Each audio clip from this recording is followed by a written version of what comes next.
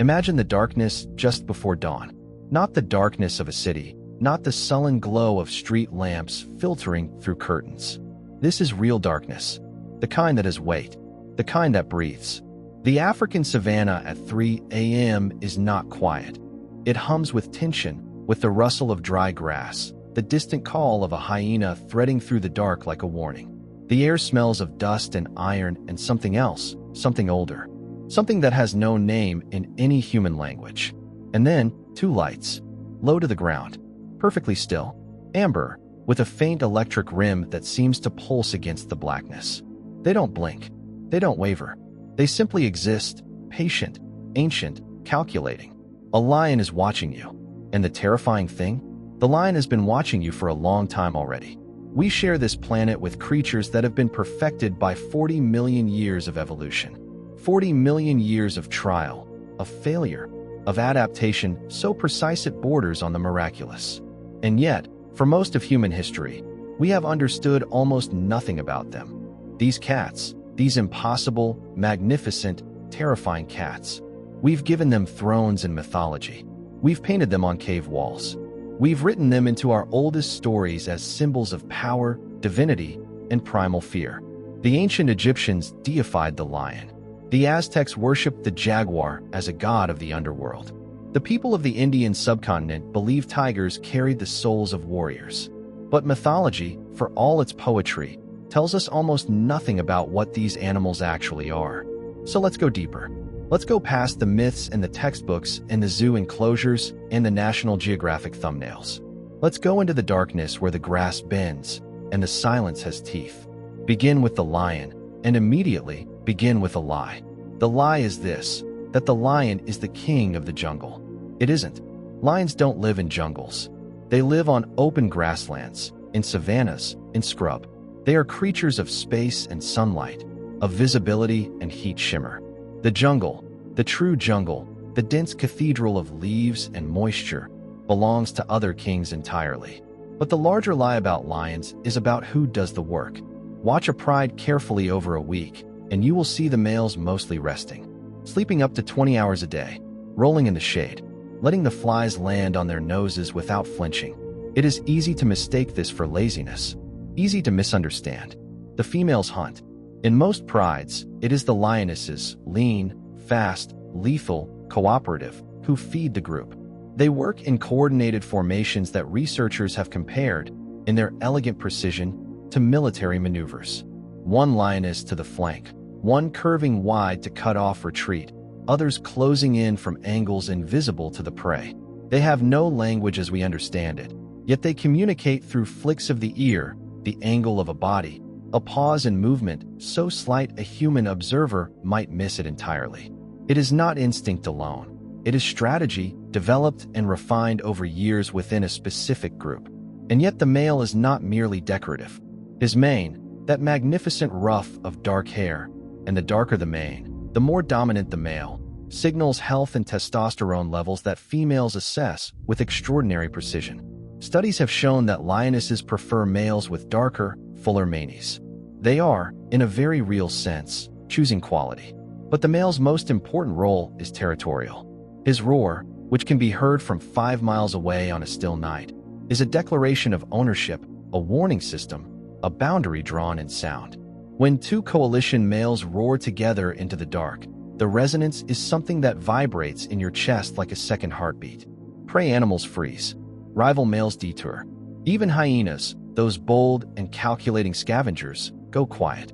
There is a particular behavior that few documentaries linger on long enough. When a new coalition of males takes over a pride, which happens through violent confrontation, scarred and bloody, the incoming males will kill the cubs of their predecessors. Every cub. It seems brutal. It is brutal. But it is also, in the cold logic of genetics, rational. A lioness with nursing cubs will not come into estrus. By eliminating those cubs, the new males accelerate their own reproductive window. The lionesses, in one of nature's most heartbreaking performances, grieve, and then, within weeks, mate with the very males who killed their young. The wild does not ask us how we feel about it. Move now from the open savanna to something denser. A forest at the edge of a river system in Central Asia, where the light arrives in broken pieces and the undergrowth smells of rot and life intertwined. This is tiger country. The tiger is, by almost any measure, the most physically powerful of all the big cats. A large Bengal tiger can weigh over 660 pounds, nearly 3 times the weight of a lion's heavier lionesses. Its forelimbs are so muscular that a single blow from a tiger's paw, delivered with full force, has been documented to break the spine of a large bovine. This is not exaggeration. This is physics applied to biology. The tiger is a machine for killing large prey, built with a kind of brutal efficiency that leaves scientists genuinely awed. But the tiger is also, in deep and surprising ways, a creature of the mind. Tigers are solitary, but they are not unsociable. Researchers using camera traps in Indian reserves have captured something that was once thought impossible. Tigers visiting each other's kill sites, eating from each other's prey, coexisting in close proximity without conflict, particularly between related females and their offspring. They maintain territories not through constant patrolling, but through an almost bureaucratic system of scent marking. Glands at the base of the tail spray urine on tree trunks and rocks, scratch marks at specific heights that function like a postal system. Other tigers read these marks and understand them. A fresh mark means, "I was here recently. Proceed with caution." An old, faded mark means, "This territory may be in flux." The tiger's stripes are often described as camouflage, which is true but incomplete. No two tigers have the same stripe pattern. They are as individual as fingerprints. Researchers use these patterns to identify individuals in the wild with remarkable accuracy. But there's something stranger. The stripes are not just on the fur. They are on the skin beneath the fur. If you shaved a tiger, the pattern would remain. It is written into the animal at a level deeper than appearance. It is identity embedded in flesh. And consider the white tigers that occasionally appear in the wild. Not a separate species, but a rare genetic variant. A recessive gene expressing itself in cream and ivory and ghost pale blue eyes. In the wild, a white tiger is at a disadvantage. Its camouflage fails. It is seen before it can strike. And so white tigers in nature are almost always malnourished, their mutation a kind of death sentence written in genetics. The ones we see in zoos and wildlife parks exist because of generations of selective, often inbreeding-based propagation by humans. They are beautiful. They are also a cautionary tale about the difference between what we find aesthetically pleasing and what wild nature actually values. Now we need to talk about something that most people don't know exists. In the forests of the Russian Far East, the taiga, a place of brutal winters and silver birch and frozen rivers, lives a tiger so different from its Indian cousin that early scientists debated whether it was a separate species entirely. The Amur tiger, sometimes called the Siberian tiger, has evolved for cold in ways that seem almost paradoxical for a cat. It has a layer of fat along its flanks for insulation. Its paws are wider, functioning like snowshoes in deep drifts. Its fur is paler, not the deep orange of the Bengal, but a lighter, almost golden coat, as if the color has been diluted by winter light. There are, today, fewer than 600 of these animals alive. Think about that number. 600 individuals. That is smaller than most high schools. These tigers roam territories of up to 1,000 square kilometers, ranges so vast that a single animal might not cross its own territory's boundary in a full month. They are the ghosts of a frozen world, and they are almost gone. What is extraordinary about the Amur tiger's survival is what it does in winter. When prey is scarce and the cold is lethal to most organisms, the Amur tiger hunts large prey, elk, wild boar, with a patient, methodical intelligence. Researchers have documented individual tigers returning to a carcass over multiple days, burying it under snow to preserve it, guarding it against wolves and bears. They are, in effect, caching food, a behavior once thought exclusive to smaller, more intellectual predators like wolves and foxes. The wild, again and again, refuses to be simplified. Descend now through altitude and latitude, leave the frozen taiga behind, and arrive in the dense, moist green of equatorial Africa. In a particular grove of trees in the Ituri forest of the Democratic Republic of Congo, something is watching you that you will never see unless it chooses to be seen. The leopard. If tigers are power and lions are theater, then leopards are pure, distilled intelligence. A leopard is medium-sized by big cat standards. A large male might weigh 160 pounds. Compare that to the 660-pound tiger, and the differential seems almost comic. And yet the leopard's ecological range, its adaptability, its sheer success as a species across the broadest variety of habitats on Earth, makes it arguably the most successful of all the large felids. Leopards live in sub-Saharan Africa, in North Africa, in the Middle East, across most of Asia, from the cold forests of Russia to the wetlands of Sri Lanka to the suburban edges of Mumbai, where a population of leopards lives within one of the most densely populated cities on Earth, hunting stray dogs at night between apartment blocks. Let that sit for a moment. Leopards, in Mumbai, killing dogs in the dark between sleeping families. The leopard's great secret is its adaptability, not just of habitat, but of behavior. It is the most versatile hunter of any big cat. Researchers cataloging leopard diets have found, over the years, evidence of predation on over 100 different prey species. From small rodents to large antelopes, more than twice the leopard's weight. They hunt during the day and at night.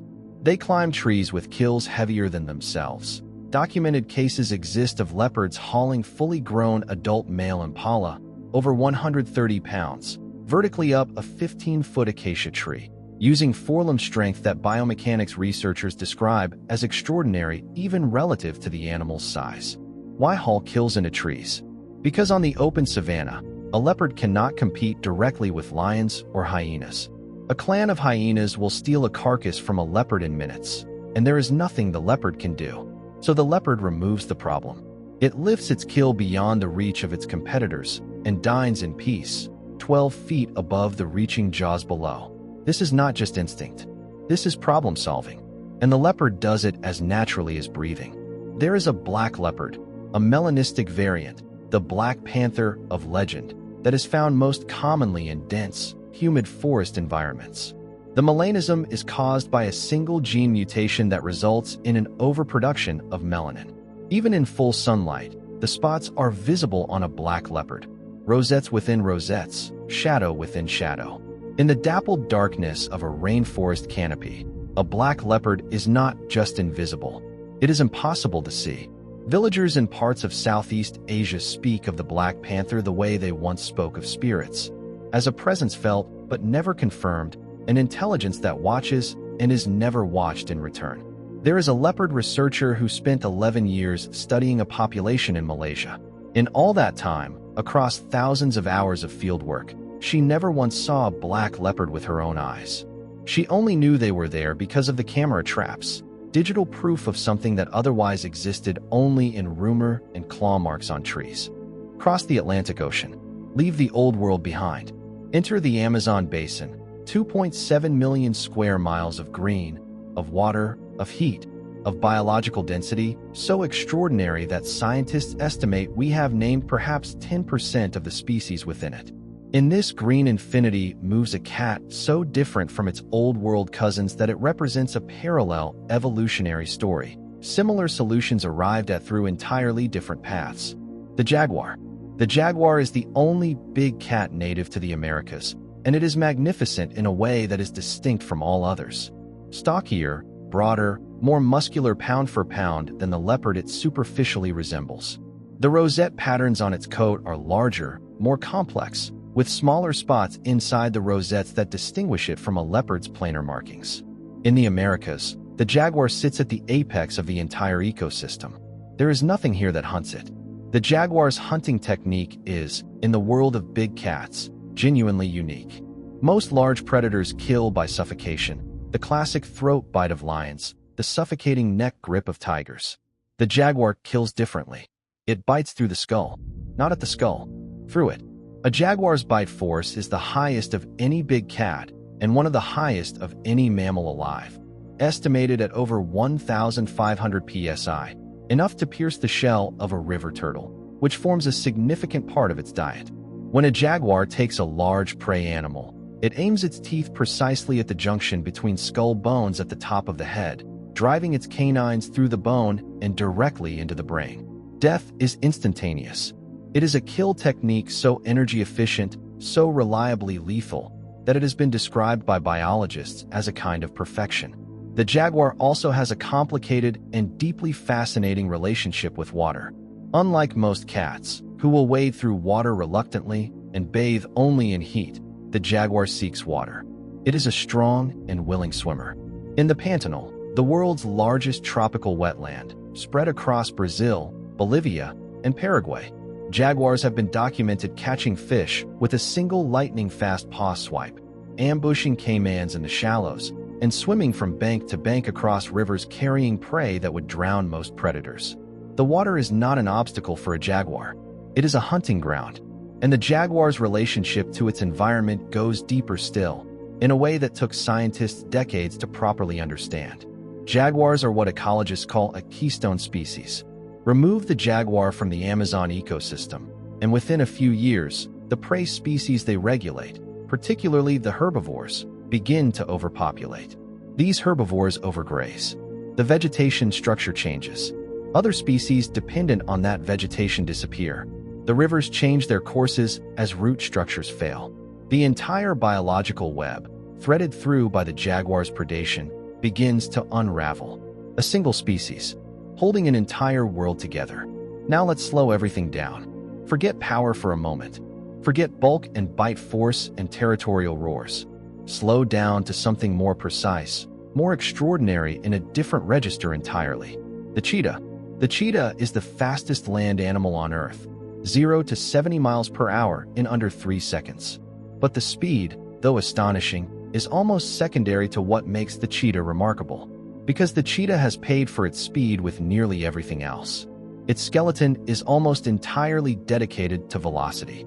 The spine is extraordinarily flexible. During a full sprint, the cheetah's back acts as a compression spring, coiling and releasing with each stride to add distance. The stride length of a cheetah at full speed is approximately 25 feet. It takes roughly 3.5 strides per second. Do that arithmetic. Feel it. But the cheetah's claws are semi-retractable. They cannot be fully sheathed like a lion's or leopard's. They function more like a sprinter's cleats, providing grip, but they are blunt, worn down. The cheetah cannot climb effectively. It cannot drag a kill into a tree. Its jaw muscles are reduced. The skull designed to maximize airflow through enlarged nasal passages during the cardiovascular demand of a sprint at the cost of bite force. After a chase, the cheetah must rest for up to 30 minutes before eating. Its body temperature so elevated that beginning to eat immediately would risk heat death. And in that 30-minute window, it is vulnerable. Hyenas, lions, even vultures in sufficient numbers can and do steal its kills. The cheetah's position in the African ecosystem is, in this sense, precarious. It is the most specialized, the most brittle, the fastest animal alive, and also, in some important ways, the most fragile. What makes this even more haunting is the genetics. All cheetahs alive today, the entire global population of roughly 7,000 individuals, are so genetically similar that they are effectively clones of each other by wild population standards. A skin graft from one unrelated cheetah will not be rejected by another because their immune systems cannot distinguish the foreign tissue as foreign. This is the signature of a genetic bottleneck so severe that researchers believe the cheetah came within a breath of extinction somewhere between 10,000 and 12,000 years ago. Perhaps only a few dozen individuals survived. All cheetahs alive today descend from that tiny remnant. This means cheetahs are extraordinarily vulnerable to disease. A novel pathogen spreading through a population of cheetahs encounters no genetic variation to slow it, no resistant individuals to carry immunity forward. A disease that could kill one cheetah could, theoretically, kill them all. Yet the cheetah persists. That small group of survivors from 12,000 years ago were enough. Just enough. There is something almost unbearably poignant about that. Snow leopards were so rarely observed by researchers that for most of the 20th century, much of what was written about them was speculation. George Schaller, the great wildlife biologist, spent months in the mountains of Pakistan in the 1970s and considered himself fortunate to have seen wild snow leopards even a handful of times. They were not merely rare, they were elusive, in a way that seemed to exceed mere physical scarcity. People in the villages below called them mountain ghosts. And then camera traps were invented, and the ghosts materialized. And what they showed was not the solitary, silent emptiness researchers expected, but a complex world of overlapping territories, social tolerance between individuals, and behaviors of such gentleness that they reframed everything.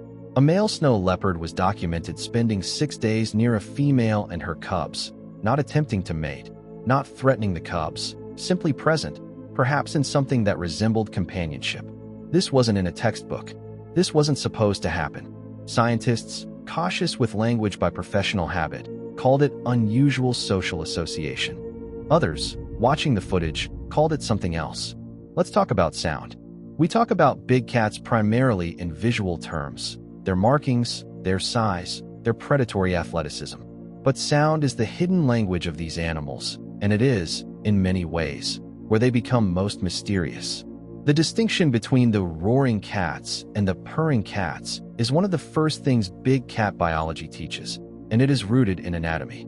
Lions, tigers, leopards, and jaguars have a partially ossified hyoid bone, more flexible, connected to a ligament rather than being fully formed bone, which allows the larynx to vibrate at low frequencies and produce the roar. Cheetahs, cougars, snow leopards, and smaller wild cats have a fully ossified hyoid. They cannot roar, but they can purr continuously, both on the inhale and exhale. A lion can only purr on the exhale. A lion's roar is one of the most complex acoustic signals in nature. It is not a single sound, but a layered vocalization containing information about the individual's age, sex, health, and emotional state. Other lions decode this information in real time. A study in Botswana found that lions adjust their response to recorded roars based not just on the number of roaring individuals, but on the ratio of males to females in the roaring group, performing a rapid, unconscious threat assessment and modifying their behavior accordingly. This is sophisticated social cognition expressed entirely through sound. But the sound I find most extraordinary belongs to the tiger. The tiger communicates across large distances using infrasound, frequencies below the threshold of human hearing, below 20 Hz. These infrasonic calls can travel for miles through dense vegetation, carrying through obstacles that would block higher frequency vocalizations. When a tiger is in full roar, humans nearby sometimes report feeling it before they hear it. A pressure on the chest, a vibration in the eardrums that seems to bypass the brain's normal processing and register directly in the autonomic nervous system. Research has found that this infrasound can cause disorientation and paralysis in prey animals, a brief freeze response that the tiger may exploit in the critical final seconds of a hunt. We have been standing near these animals in the wild, feeling something we could not explain for as long as we have been human. Consider now what might be the most extraordinary hunting event in the entire natural world. A Siberian forest. Winter. A tiger, a female, 3 years old, still building her hunting expertise, has been tracking a wild boar for 2 hours. The boar weighs nearly 250 pounds. The tiger weighs 300. This is not a dramatic weight advantage. She knows this. She will not attempt the hunt unless the conditions are right. She stops when the boar stops. She moves when it moves, not following exactly, but reading the terrain ahead, choosing her path based not on where the boar is now, but where it will be. This is anticipatory thinking. This is the future modeled in a brain the size of a mango. A fallen tree lies across her path. She crosses it without sound. Every paw placement is tested before weight is committed. Her tail, which in domestic cats flicks with excitement, is held perfectly still, a disciplined suppression of involuntary motion that represents years of learned behavior. When a juvenile tiger hunts, its tail betrays its excitement at the worst moment. This tiger's tail does not move. She gets to within 30 feet. The boar stops. Something, a change in air pressure, a microscopic shift in scent, has alerted it. It raises its head, ears rotating. The tiger freezes. She is in the middle of a step, one paw hovering above the ground, weight on 3 legs, and she holds this position, holds it for 47 seconds. This has been filmed. 47 seconds, perfectly still, one paw in the air. The boar lowers its head. Resumes rooting.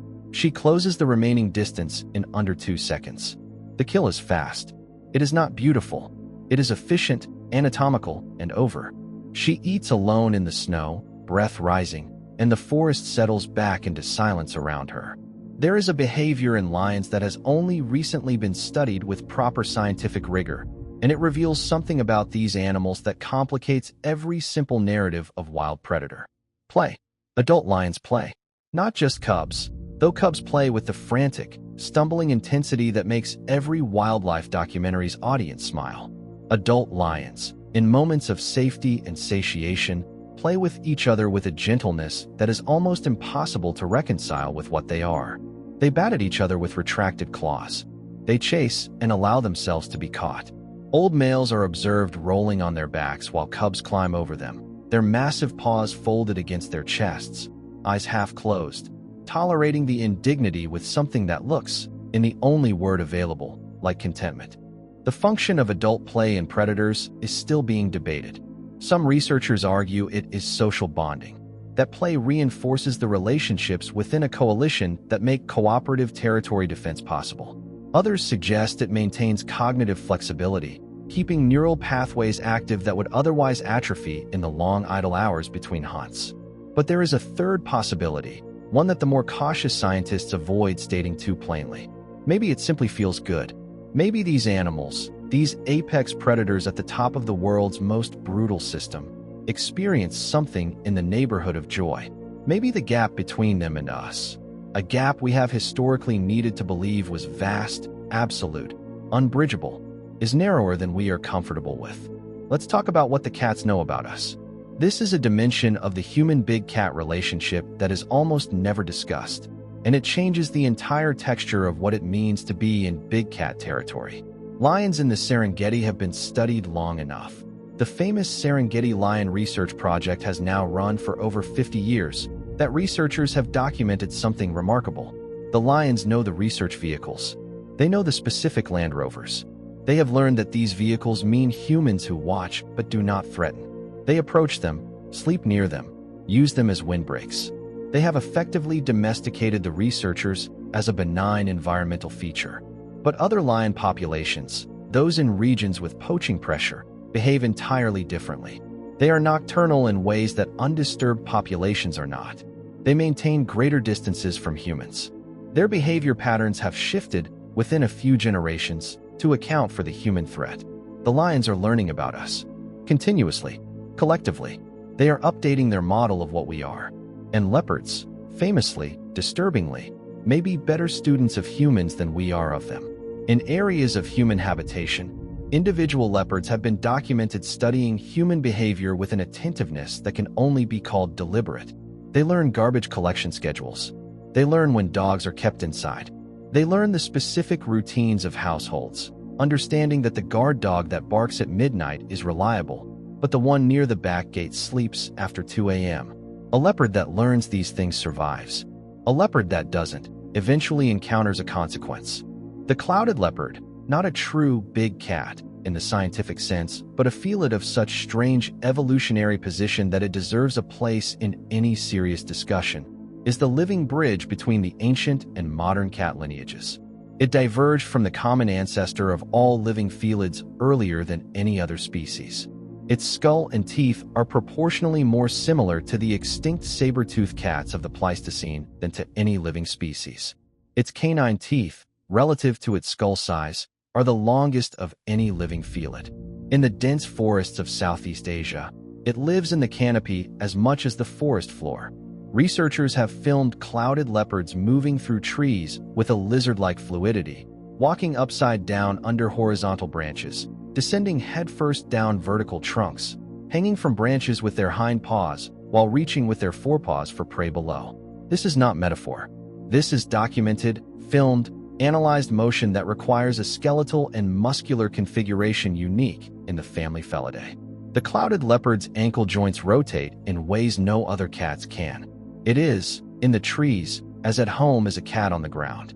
We know almost nothing about it. It is nocturnal, arboreal, and rare. Most of what we understand comes from captive individuals.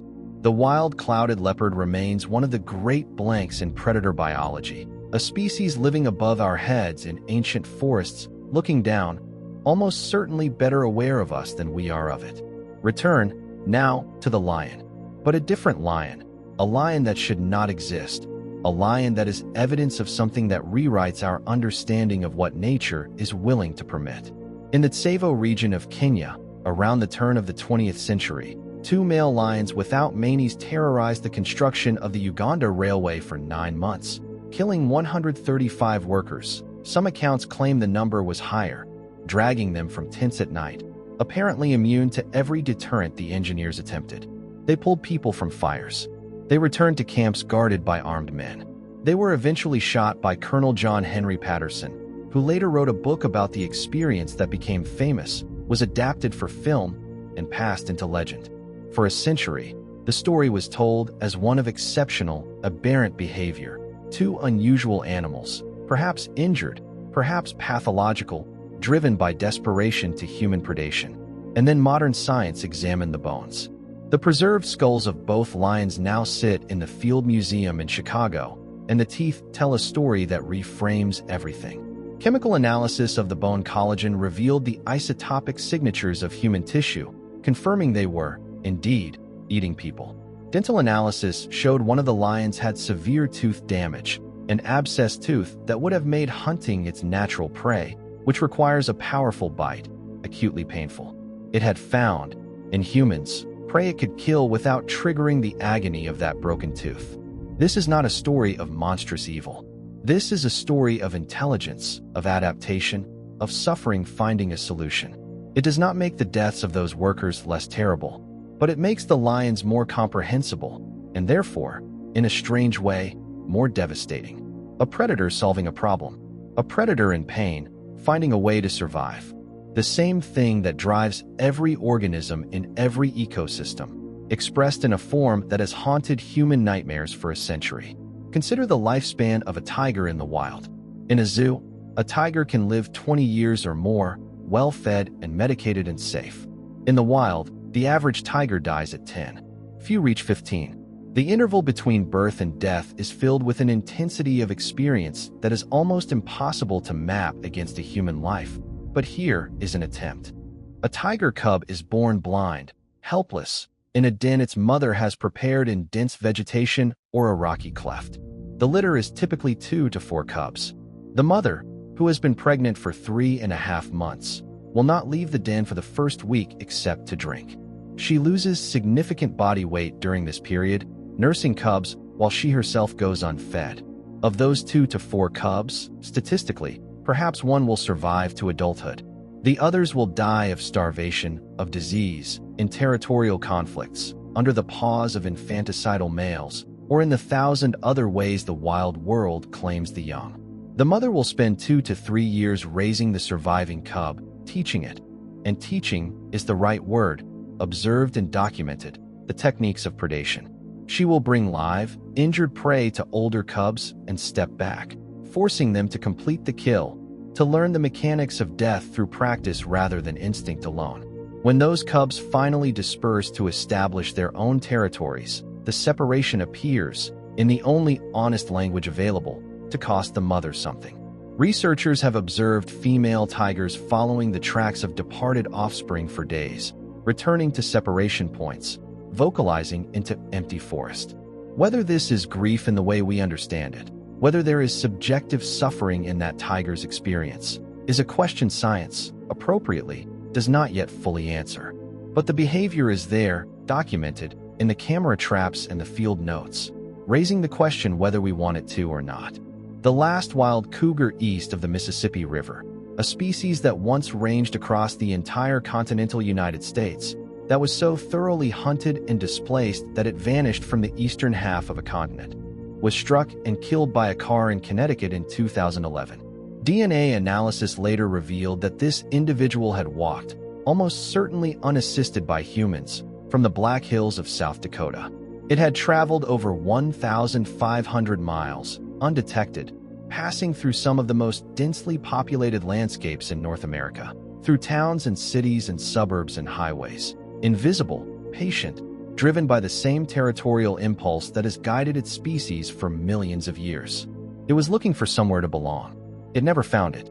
There is a photograph, taken in the 1970s by a photographer whose name most people don't know, of a male lion at sunset on the Serengeti. He is sitting in profile against a sky that has gone the color of old copper and blood. He is not doing anything dramatic. He is simply sitting, watching the horizon, with an expression, and yes, expressions exist on lion faces.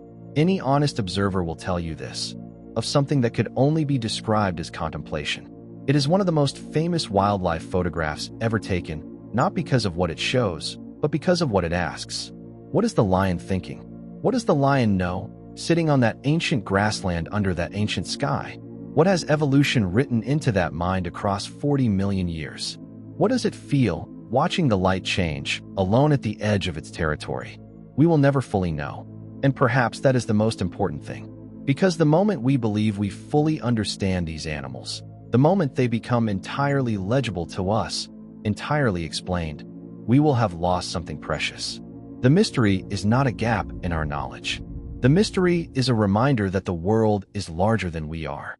That consciousness, in whatever form it takes, in whatever kind of mind it inhabits, is ancient and varied and far more complex than any single species looking out from behind its own eyes can fully comprehend. The cats were here before our first ancestor climbed down from a tree and stood upright on the savanna. They were here before our languages, before our fires, before our myths and gods and empires. They watched our species take its first stumbling steps toward dominance, and they continued doing what they had always done. They hunted, they raised their young, they marked their territories and protected their kills and roared into the darkness and held their silence. They are still doing it. Right now, as you watch this, somewhere in the Sundarbans, a tiger is entering the water, its enormous reflection moving through green light. In the Pantanal, a jaguar is crouching at a river's edge, watching the surface for the flicker of fish beneath. In the Okavango, a leopard is carrying a kill upward through darkness, powerful and silent. On a mountain pass in the Himalayas, a snow leopard is sitting in falling snow, watching a valley below, its spotted coat already indistinguishable from the rock. And somewhere on the open savanna, where the grass is silver in the moonlight and the air smells of dust and iron and something with no name, two amber lights are watching the darkness. Patient, ancient, perfect,